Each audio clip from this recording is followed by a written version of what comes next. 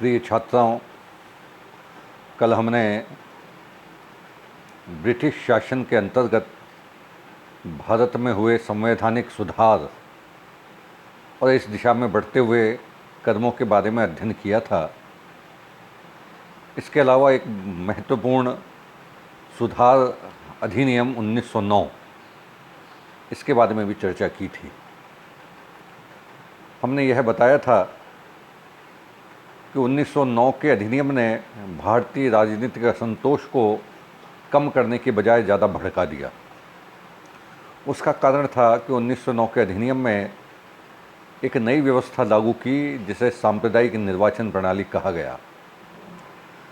निसंदेह यह अंग्रेजी दूषित मानसिकता का परिणाम थी।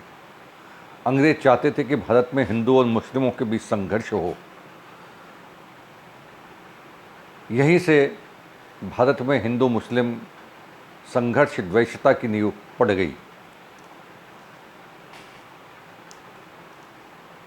इस प्रकार 1909 का अधिनियम भारत के नेताओं की अपेक्षाओं के अनुरूप खरा नहीं उतरा।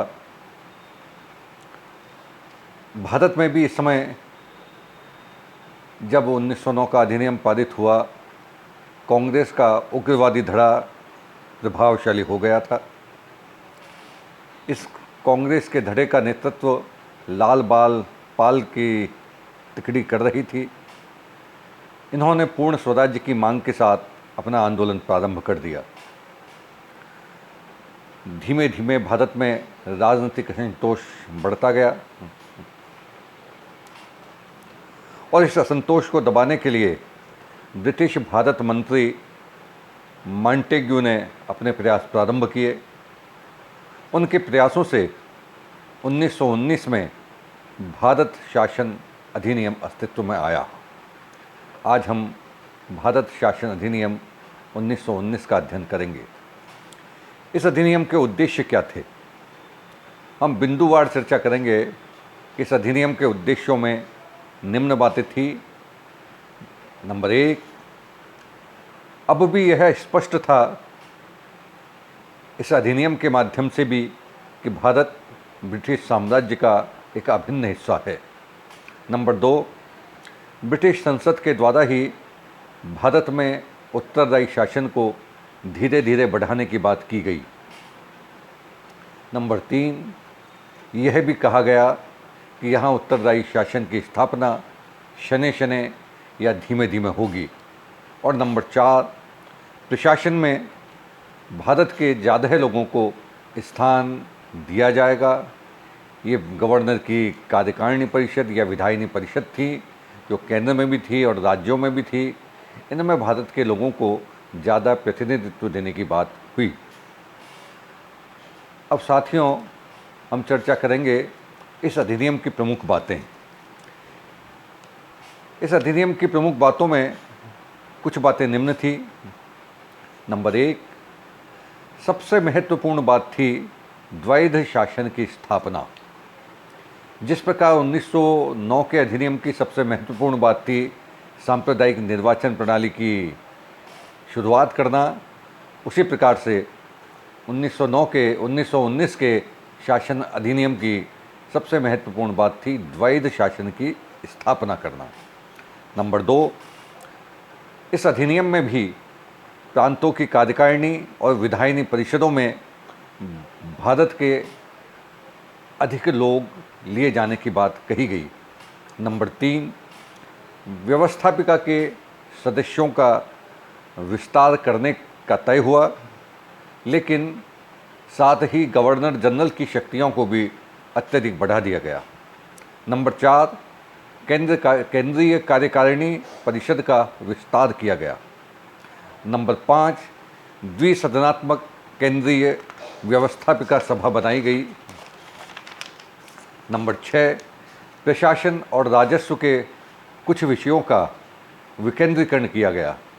नंबर 7, केंद्र और राज्य में शक्तियों का विभाजन किया गया। और नंबर 8, पहली बार भारत की 10% जनता को निर्वाचन का अधिकार दिया गया, जो कि बहुत कम था। अब साथियों, हमको यह चर्चा करनी है कि यह द्वैध शासन क्या है। द्वैध शासन के अंतर्गत प्रांतीय शासन को दो भागों में विभाजित किया गया। इनका प्रशासन भी दो प्रकार के अधिकारियों द्वारा करना निश्चित हुआ, जिनके उत्तरदायित्व और स्वरूप भी भिन्न भिन्न थे। इस अधिनियम में या इस द्वैध शासन में प्रांतीय विषयों को दो भागों में बांटा गया। नंबर 1, संरक्षित विषय। यह विषय ऐसे थे जिन पर गवर्नर की कार्यकारिणी परिषद गवर्नर के साथ मिलकर कानून बना सकती थी। और नंबर 2, हस्तांतरित विषय। यह विषय ऐसे थे जिन पर चुने हुए लोकप्रिय मंत्रियों द्वारा कानून बनाया जाना तय हुआ। ये लोकप्रिय मंत्री गवर्नर जनरल के साथ मिलकर इन विषयों पर कानून बना सकते थे। ये मंत्री विधान परिषदों के निर्वाचित सदस्य तथा उसके प्रति उत्तरदायी भी थे। लेकिन साथ ही जो खराब बात थी, ये मंत्री भारत के गवर्नर जनरल और प्रांतों में गवर्नर के प्रति उत्तरदायी थे। अब आगे हमें यह देखना पड़ेगा कि जो द्वैध शासन की स्थापना इस अधिनियम के माध्यम से की गई, क्या वह भारत में लागू हुआ। तो द्वैध शासन की स्थापना अप्रैल 1921 में भारत के 8 प्रांतों में, जिसमें बंगाल, बिहार, मद्रास, संयुक्त प्रांत, बम्बई, मध्य प्रांत, पंजाब आदि थे, उसमें द्वैध शासन की स्थापना हुई। 16 वर्षों तक इन राज्यों में इस द्वैध शासन का प्रयोग जारी रहा, लेकिन मंत्रियों और गवर्नरों के बीच में अनेक मुद्दों पर लड़ाई होने पर या मतभेद होने पर इस अधिनियम को वांछित सफलता नहीं मिल पाई। अब इस अधिनियम की हम आलोचना या मूल्यांकन की बात करते हैं।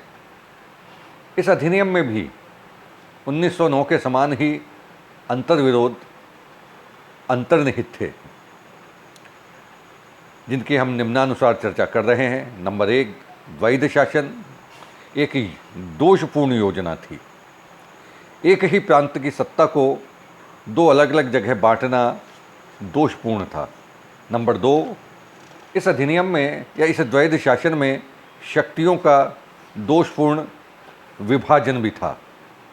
हस्तांतरित विषयों में बहुत कम में महत्व के विषय रखे गए, जबकि अधिकतर महत्वपूर्ण विषयों को गवर्नर ने अपने पास या अपने नियंत्रण में रखा।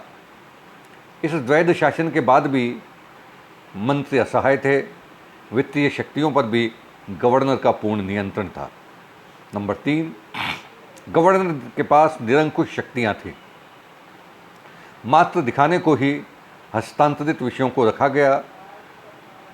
अधिकतर विषय संरक्षित विषयों में थे, लेकिन जो हस्तांतरित विषय लोकप्रिय मंत्रियों के द्वारा कानून बनाने के लिए रखे गए, इन पर भी गवर्नर का पूर्ण नियंत्रण रखा गया। नंबर 4, मंत्रियों का सिविल सेवाओं पर कोई नियंत्रण नहीं था। नंबर 5, इस अधिनियम में भी सामूहिक उत्तरदायित्व का अभाव था।